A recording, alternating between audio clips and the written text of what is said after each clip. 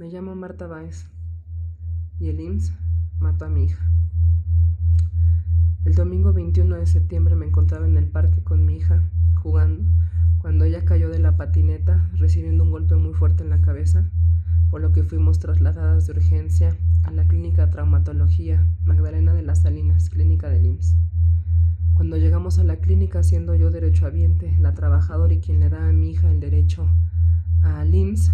me dijeron que debido a que mi hija no se encontraba activa o vigente, tenía que revisar su ingreso con la jefatura de urgencias. Cuando me dirigí con la jefatura de urgencias, me comentaron que necesitaba hacer un pago de 14,000 pesos en efectivo para que pudieran considerar el ingreso de mi hija a revisión. Después de 30 minutos aproximadamente o más, y después de insistir por la gravedad de mi hija, es que le dieron acceso a choque a cama 1, donde fue atendida por una doctora de cuidados intensivos y un neurocirujano, quienes me dijeron que necesitaban realizar un coma inducido a mi hija mediante medicamentos e intubarla para lograr desinflamar su cerebro, por lo que yo firmé las responsivas correspondientes. Al siguiente día me mandaron llamar antes del primer horario de visita para firmar otra responsiva, ya que me comentaron que al momento de colocar el catéter central debajo de la clavícula derecha le habían generado a Zoe un neumotórax, que esto prácticamente es una bolsa de aire entre el pulmón y la costilla, y que de no firmar la responsiva para colocar una sonda o un catéter para liberar el aire, el pulmón de mi hija iba a colapsar, por lo que firmé nuevamente las responsivas. Durante los siguientes días, en los diferentes turnos o visitas, me estuvieron comentando que el estado de mi hija era crítico pero estable y que no había adquirido ninguna otra condición o infección, por lo que pues iba todo bien. El día sábado 27, en la visita de la tarde, me comentan que mi hija dio positivo a neumonía, a Acinetobacter, una bacteria altamente resistente a todos los antibióticos y por ende mortal, si no es tratada en tiempo. Por lo que yo solicité ver los análisis donde pues se decía que mi hija había dado positivo, y al mostrármelos en uno de ellos me percaté que mi hija dio positivo a Acinetobacter días previos al sábado 27. Entre el 22 y 23 mi hija ya había dado positiva a la neumonía por Acinetobacter, y el antibiótico ellos lo empezaron a administrar hasta el 27. Ese mismo día, durante la visita donde me habían dicho esto, yo acaricié la pancita de mi hija y como consecuencia de esto mi hija abrió los ojos, movilizó piernas, movilizó manos y despertó. La doctora le preguntó que si sabía quién era yo, ella dijo que sí con la cabeza, aplaudió de hecho para que mi hija reaccionara más, le empezó a hacer comentarios y preguntas, a los que mi hija pues respondía conforme a lo que le iban preguntando, sí o no con la cabeza. Y debido a esto es que la doctora me dijo que para las 3 de la madrugada, que se cumplía las 24 horas después de haber eliminado el segundo sedante, iban a realizar el proceso de extubación.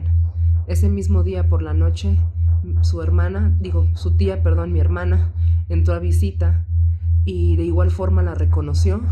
estuvo platicando con ella, por lo que reconfirmaron el proceso de extubación. Al siguiente día, en la visita del mediodía, a las 12 del día, cuando llego, me percato que mi hija nuevamente está dormida y se encuentra intubada. La doctora en turno me comenta que mi hija desaturó y que para proteger supuestamente la vía aérea es que la habían vuelto a intubar,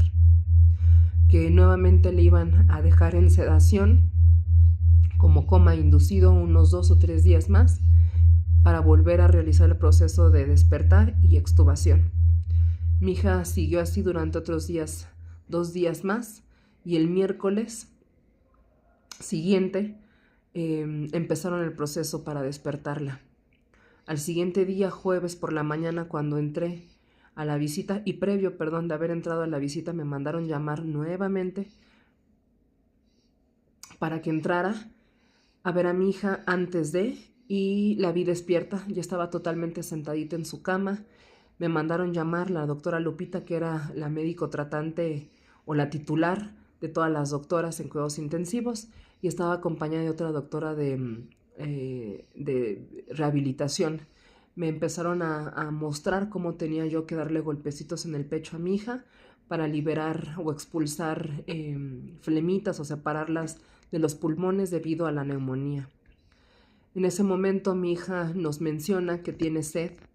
La doctora se la pregunta tal cual: Zoe, ¿quieres agua? Ella dice que sí. Le dan de tomar agua y en ese momento mi hija tiene un ataque de tos muy fuerte, por lo que empieza a desaturar y nuevamente es sedada e intubada. Debido a que ya habían sido 3 intubaciones, las doctoras me dicen que no pueden realizar otra intubación más, o bueno, otra extubación fallida más, por lo que deben de entrar a cirugía para practicar una traqueostomía. Y como también ya había pérdida significativa de peso, tenían que aplicar una gastrostomía también para empezar a alimentar a mi hija vía sonda directamente a su estómago, su pancita. Obviamente yo firmo los consentimientos para esto. Sin embargo, un día antes de las operaciones que se programaron para el 7 de octubre, me mandan llamar nuevamente previo al horario de visita de la tarde para decirme que mi hija entró en choque séptico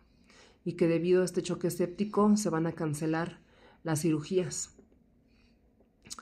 Que mi hija tiene prácticamente 3 días para que ellos logren sacarla de choque séptico antes de que pues sea mortal. Sin embargo, al siguiente día, nuevamente previo a la visita, a la primera visita de la mañana, a las 9 aproximadamente me mandan llamar, pero ya no a su cuarto, sino a los ingresos de quirófano, la doctora Lupita, para comentarme que siempre sí la van a ingresar a la operación de traqueostomía y gastrostomía. Yo mencioné sobre el choque séptico y lo peligroso que me habían dicho que era que mi hija ingresara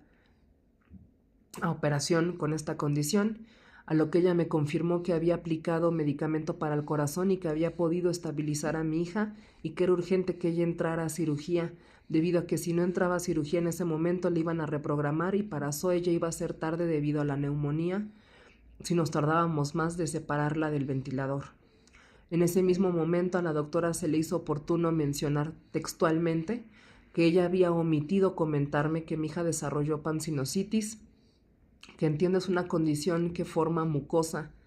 en el caso de mi hija en las mejillas y en la frente, y me comentó que después de la cirugía era necesario hacer un estudio de contraste para confirmar o descartar que esta condición haya corrido al cerebro y que mi hija tenga infección en el cerebro. Mi hija sale con vida de la cirugía.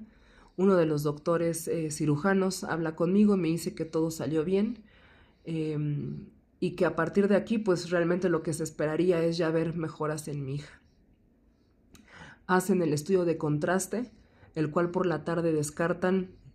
De hecho, el jefe de neurocirugía, por lo que ellas me dicen, descarta y pone una nota en su expediente médico sobre que no hay infección en cerebro por la condición de la pansinusitis que mi hija había desarrollado.